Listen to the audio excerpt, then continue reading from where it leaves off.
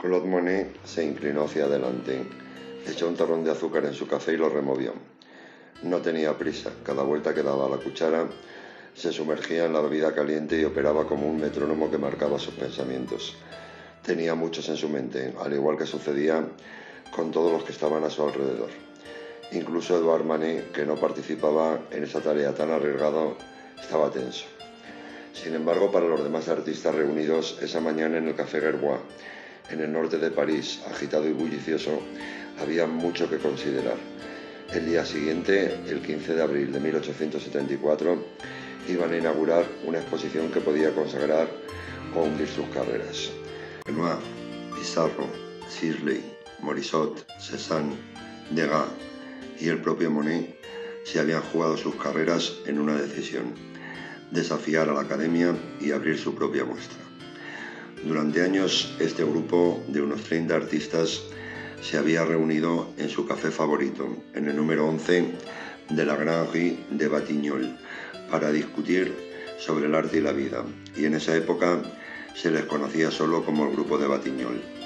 Manet, que tenía su estudio muy cerca de allí, se unía a menudo a esos jóvenes principiantes y les animaba a creer en lo que estaban haciendo. No resultaba fácil. El rechazo por parte del establishment tenía un alto coste, y a aquellos que, como Monet, no tenían la suerte de tener una renta, les estaba sumiendo en la ruina. Manet había decidido no participar en la exposición. Afirmaba frecuentemente que su lucha era contra la Academia y su campo de batalla era el salón, pero no por ello había dejado de apoyar a sus amigos. Renoir, por el contrario, participaba y estaba convencido de que todo iría bien, que eran buenos artistas, y habitualmente citaba a Baudelaire, diciendo que no se puede hacer nada si no es poco a poco. Más temeroso se mostraba Paul Cézanne, que te decía que quizá todo aquello se quedara en nada. De cualquier manera, Cézanne era un hombre que hablaba poco, y cuando lo hacía solía ver algo de negativo en lo que expresaba. Había mostrado sus reticencias ante la exposición desde que se había enterado de que los artistas habían tomado parte activa en la creación de la Sociedad Anónima de Artistas, Pintores, Escultores y Grabadores, un grupo independiente que tenía como fin convocar una exposición anual alternativa que rivalizara con el Salón de la Academia. Habían elegido esa fecha de abril porque así se adelantaban al Salón y por tanto no se podía confundir con el Salón de los Rechazados, con todas las connotaciones negativas con las que se lo asociaba. Juntos habían llegado a un consenso sobre las normas. No habría jurado, todos los que quisieran participar serían bienvenidos si pagaban la cuota de suscripción, y todos los artistas recibirían el mismo trato, algo muy semejante al modelo que Marcel Duchamp adoptaría en Nueva York 50 años después. El título de la exposición era el mismo que el de la sociedad. No resultaba muy llamativo, pero el lugar era bueno. Tendría lugar en el número 35 del Boulevard de los Capuchinos, cerca de la Ópera de París, en el corazón de la ciudad, en un amplio estudio que había pertenecido hasta hacía poco a Nadar, el famoso fotógrafo y osado tripulante de globos. Era un grupo un tanto extraño, que en parte cohesionaba la capacidad para el trabajo en equipo de Camille Pissarro, el intelecto de Manet y el enorme talento de Claude Monet. Edgar Degas y Cézanne no encajaban del todo en él, y con el tiempo criticarían los métodos y doctrinas de los demás. Ver Morisot, la única mujer del grupo por entonces y una artista de gran talento, estaba allí por su amistad personal con Manet. Alfred Sisley, que había nacido en Francia, pero era de ascendencia inglesa, completaba la nómina de los que estaban en el café. Siempre había ido por libre, aunque había estudiado con Monet y Renoir y era amigo de ambos. Pero aquella mañana primaveral no importaban las diferencias ni las intrigas mezquinas. Les unía a todos la aversión hacia la Academia, que incesantemente había despreciado sus trabajos, y estaban decididos a que la exposición fuera todo un éxito, no solo para ellos, sino también para los demás artistas que habían sido invitados a exponer sus obras. La atmósfera en el café era de respeto mutuo y de apoyo. Incluso Cézanne deseó a sus colegas buena suerte. Cuando se encontraron de nuevo 2 semanas después de la inauguración, su optimismo había desaparecido. Monet golpeaba el canto de la mesa con un ejemplar del periódico satírico Le Charivari. Louis Leroy, el crítico de Le Charivari, calificaba la pintura de los impresionistas como simples esbozos. Decía literalmente: el papel de pared en su estado de embrión está mejor acabado. Hacía además una crítica mordaz de algunas de las obras de los pintores del grupo. De la obra de Monet, Impresión, Sol naciente, decía: impresión, de eso no hay duda, solo que me pregunto que dado que estaba impresionado, tenía que haber alguna impresión en la obra. Pero la historia tiene su propio modo de lidiar con esos cínicos y acabó con Monsieur Leroy muy poco tiempo después. El vitriolo que arrojó contra Monet fue sonado en su momento, pero pronto se dio cuenta de que no solo había fallado el golpe de gracia contra este y sus amigos, sino que además había dado nombre al movimiento artístico más famoso que había existido desde el Renacimiento. Leroy le dio al impresionismo un nombre y una identidad, a la vez que, por otra parte, contribuyó a la disminución del papel que desempeñaba el crítico de arte. El cuadro de Monet sobre el puente de Le Havre, el puerto del norte de Francia, donde Monet había pasado su juventud como hijo de un comerciante, ejemplifica de forma clara y maravillosa el impresionismo. La escena muestra un sol naciente, de un rojo anaranjado, que se alza con fatiga sobre el mar y asciende al cielo. La bola de fuego no es lo suficientemente brillante como para abrasar la niebla azul que envuelve los barcos y botes de remeros, pero tiene la suficiente energía como para provocar que sobre el mar púrpura del amanecer aparezcan cálidos reflejos naranjas, de una manera que no se diferencia mucho de cómo se enciende una resistencia eléctrica. Aparte de esto, apenas hay detalles. Realmente lo que el artista vio fue una impresión, posiblemente desde la ventana de la habitación de la casa donde vivía. No cabe duda de que si uno estaba acostumbrado a ver pinturas clásicas muy acabadas, construidas capa a capa a partir de detalles dibujados, la obra de Monet parecería poco más que el más preparatorio de todos los esbozos preparatorios. Ni es su mejor obra, ni es el epítome del impresionismo, pero sí contiene todos los elementos que harían célebre al movimiento. Las pinceladas sueltas y contundentes, como golpes bien visibles, pues el artista no se preocupa de ocultarla, en una pincelada pastosa y gruesa que cada pintor usará a su modo. Contiene la temática moderna, la de un puerto activo, la priorización de los efectos de luz sobre los detalles y la poderosa sensación de que nos encontramos ante una obra que requiere que se la experimente, no solamente que se la contemple.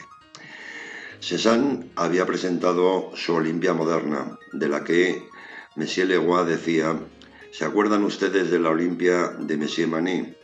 Pues aquella comparada con la de Monsieur Cézanne es una obra maestra de dibujo, corrección y acabado. La referencia de Leroy a la Olimpia de Manet, anterior en el tiempo, no iba del todo desencaminada. La pintura había provocado un escándalo en el Salón de 1865 y la obra de Cézanne, además de ser un homenaje a Manet, mantenía un diálogo con ese cuadro. Para ser justos con Monsieur Leroy, la versión de Cézanne está aún más esbozada que la de Manet y a primera vista podría ser confundida con una viñeta de las que aparecían en los periódicos. Carece del rigor y de la estructura que conforman la obra posterior de Cézanne, pero si uno se toma su tiempo para observarla, se percata del genio del artista. Como sucede con la obra de Manet, la Olimpia moderna de Cézanne muestra un desnudo femenino, tumbado en una cama. Una sirviente de piel oscura, posiblemente desnuda también, que se encuentra detrás de ella y que se dispone a cubrir el cuerpo de la mujer con una sábana blanca. La Olimpia de Cézanne está tumbada de derecha a izquierda, al revés que la de Manet o la Venus de Urbino de Tiziano, en una cama blanca que se levanta como una suerte de altar. Esta Olimpia es mucho más pequeña, lo que permite a Cézanne añadir una figura masculina que la contempla, quizá un cliente, y que aparece en primer plano.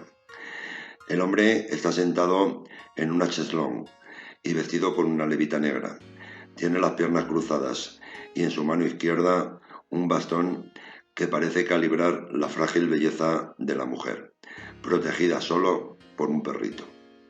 Manet ya se había servido de esa combinación narrativa, la de un hombre bien vestido y sentado que contemplaba a una mujer desnuda en su almuerzo en la hierba. En ese cuadro sus propios amigos habían servido de modelos. Solo se puede identificar a una figura en la Olimpia moderna, el caballero lascivo y de elegante indumentaria que mira. A pesar de estar de espaldas al espectador, tiene un parecido asombroso con el propio pintor.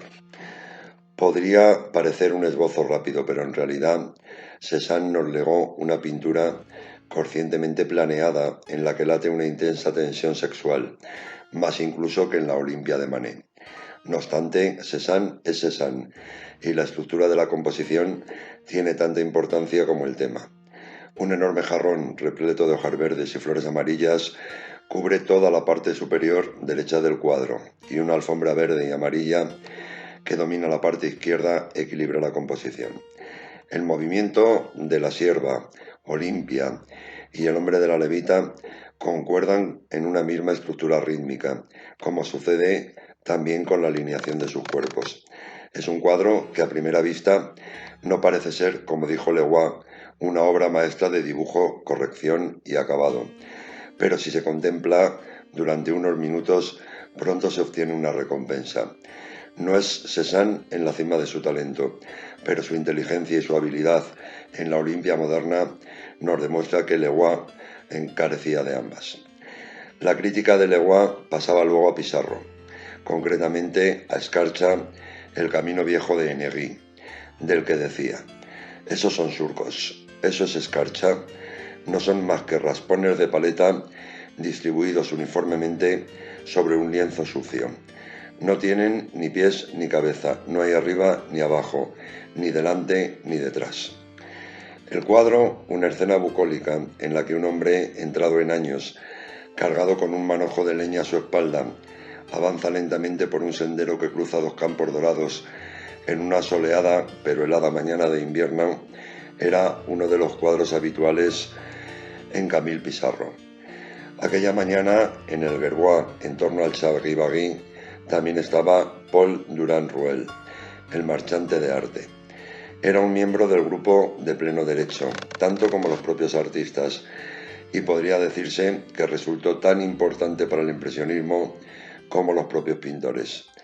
Fueron el coraje empresarial de Durand-Ruel y su visión para el negocio los que dieron el empujón necesario a los artistas para concebir la idea de realizar su propia exposición y llevarla a cabo.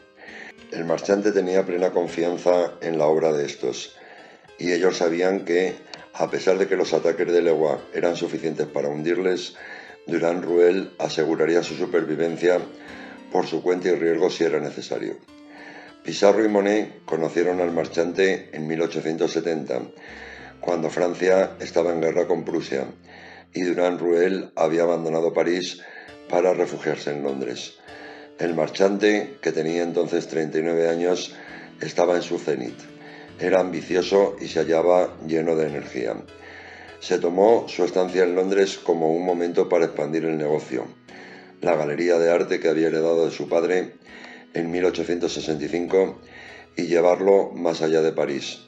Fue muy inteligente a la hora de ampliar también el rango de la oferta, consciente como era de que dependía en exceso de los pintores de la llamada Escuela de Barbizon, un grupo de paisajistas de mediados del siglo XIX que vivían y trabajaban en el pequeño pueblo de Barbizon, unos 30 kilómetros al sur de París. Su padre había levantado el negocio y se había labrado una reputación vendiendo sus paisajes naturalistas de escenas rurales de los alrededores del bosque de Fontainebleau. Miembros de este grupo eran pintores como Camille Corot y Jean-François Millet, que habían desarrollado un modo moderno de pintar paisajes, en parte inspirados en aquellos de John Constable, que representaban el campo inglés. Unos cuadrados nada idealizados en los que había un trabajo en profundidad con la luz natural y el color.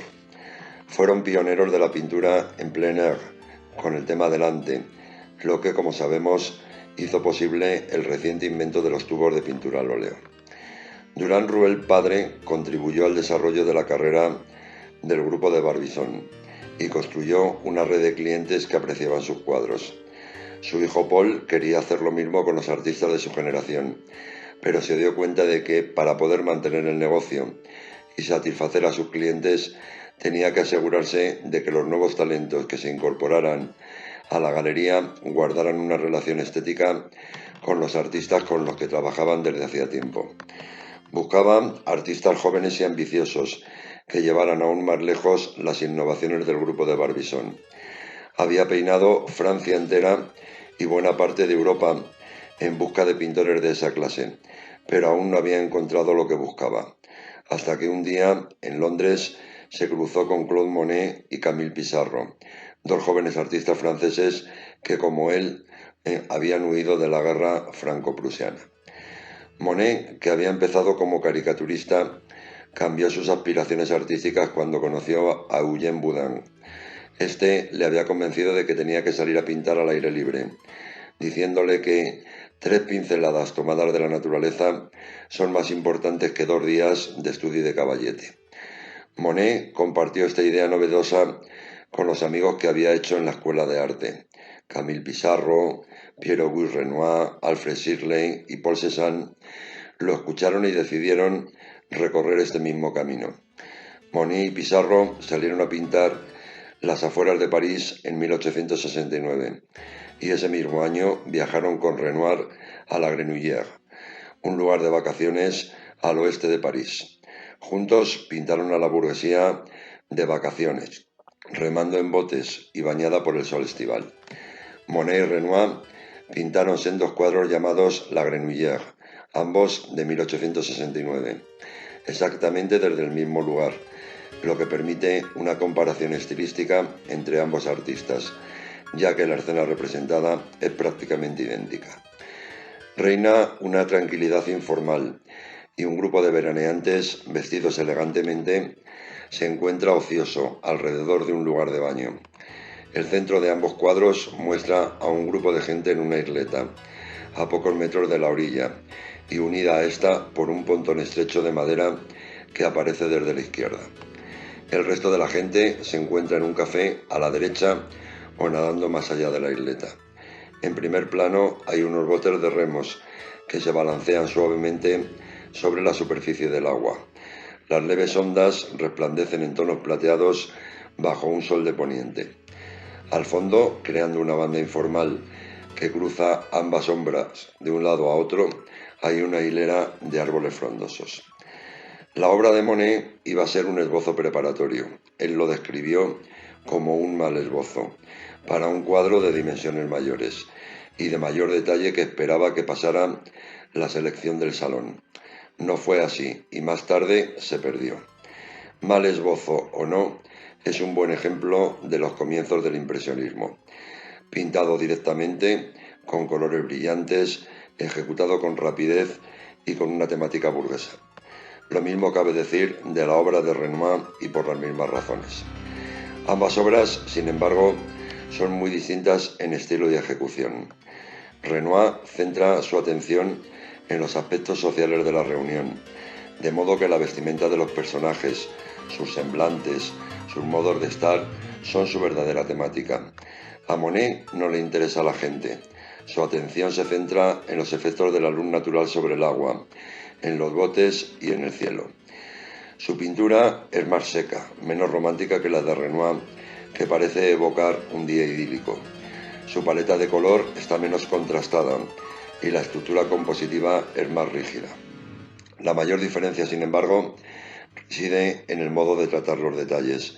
El modo en que Monet aborda la escena es fidedigno, mientras que el trabajo de Renoir rezuma sentimentalismo y dulzura. Es una obra que se encuentra a caballo entre el rococó del siglo XVIII y el impresionismo.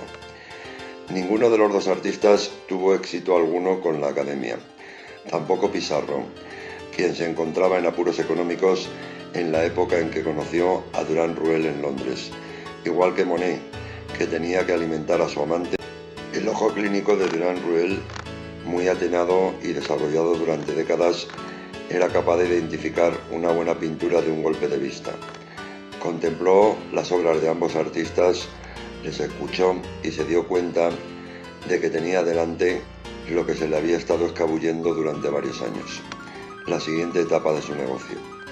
Estos dos pintores, educados en la filosofía del arte del grupo de Barbizon, representaban el futuro de la galería y posiblemente el del propio arte. Para alivio de ambos, Durand Ruel les compró obras para la galería que tenía en el número 168 de New Bond Street, en Londres. Su osadía empresarial no se detuvo aquí. Saltándose la norma habitual, optó por no esperar al salón anual de la Academia para sacar a la venta a Monet y a Pissarro, y decidió hacerlo por su cuenta. Se convertía en representante de los artistas, liberándolos del yugo de la Academia al pagarles un estipendio mensual con el que podían vivir. Ni Monet ni Pissarro eran ricos. Durand Ruel no solo se encargó de comprar directamente sus obras, sino de crear un mercado para ellas, y con ello transformó el modo de funcionamiento habitual del mercado artístico. Su plan pasaba por ir sumando gradualmente estos cuadros a su exposición permanente de paisajes de la escuela de Barbizon, para la que tenía una clientela estable. La idea era que las obras de Monet y Pissarro, por asociación, serían entendidas y apreciadas como la lógica continuación de las pinturas muy apreciadas de Corot, Millet o Daubigny. Una buena jugada. Durand Ruel, siempre alerta, era consciente del cambio que se estaba operando en el mercado artístico. La revolución industrial y la maquinización habían creado una nueva clase social burguesa que comprendió quería un arte diferente. El hombre y la mujer modernos e ilustrados querían adquirir obras que representaran el bullicio del mundo contemporáneo, no tediosas pinturas pardas llenas de vieja iconografía religiosa. El ocio era la gran novedad, tiempo libre para pasear y disfrutar de los nuevos dones que ofrecían los adelantos tecnológicos. Eso, predijo Durand Ruel, era lo que comprarían sus clientes, imágenes de personas como ellas, que gozaban de los placeres de la vida urbana, dando paseos cogidos del brazo por un parque, remando en un lago, dándose un baño en un río o tomando algo en un café. Durand Ruel fue un poco más lejos y animó a sus artistas a pintar cuadros más pequeños que pudieran colgarse en las paredes de coleccionistas no tan ricos con casas más modestas. El plan estaba basado en un compromiso con la renovación artística que encarnaban sus protegidos y en una corazonada de que los gustos estaban cambiando a la misma velocidad que el mundo en el que vivían. Su instinto había sido certero. Su negocio especulativo y exitoso desempeñaría un papel fundamental a la hora de romper los grilletes de hierro con los que la Academia controlaba las carreras de los artistas parisinos. Por fin, los talentos que ésta había rechazado o los que no lo habían podido demostrar tenían una alternativa comercial. Más aún, Durand Ruel les proporcionó la independencia económica necesaria para poder trabajar de acuerdo a sus metas artísticas con una cierta estabilidad y sin pasar penurias. Esta estrategia condujo al surgimiento y rápido desarrollo del arte moderno, así como al establecimiento de una clase de negocio artístico cuyo centro son los marchantes de arte, entendidos y emprendedores, que ha perdurado prósperamente hasta nuestros días. Por la época de la célebre exposición de 1874, Durand Ruel estaba apoyando y promocionando la obra de Monet, Pissarro, Shirley, Degas y Renoir, entre otros. Aunque los artistas se sentían dolidos por los comentarios de Louis Le Roy, el astuto marchante estaba encantado con ellos. Era un empresario nato que entendía perfectamente y sabía calibrar el poder de la prensa. Como diría Oscar Wilde poco después, solo hay una cosa peor a que hablen de uno, y es que no hablen de uno. De nuevo, el instinto de Durand Ruel no iba desencaminado. Si las difamaciones de Leguá no hubieran sido impresas, no se habría generado un nombre marca sobre el que construir el impresionismo. A Durand Ruel le iba bien, pero la vida de la vanguardia nunca es fácil. Mientras su galería de París funcionaba con gran éxito, la de Londres fue a trompicones hasta su cierre en 1875. La clausura supuso un duro golpe para el marchante, pero Londres en el recuerdo siempre fue la ciudad en la que conoció a Monet y a Pissarro, la ciudad que lo consagró de la misma manera que también consagró a Claude Monet.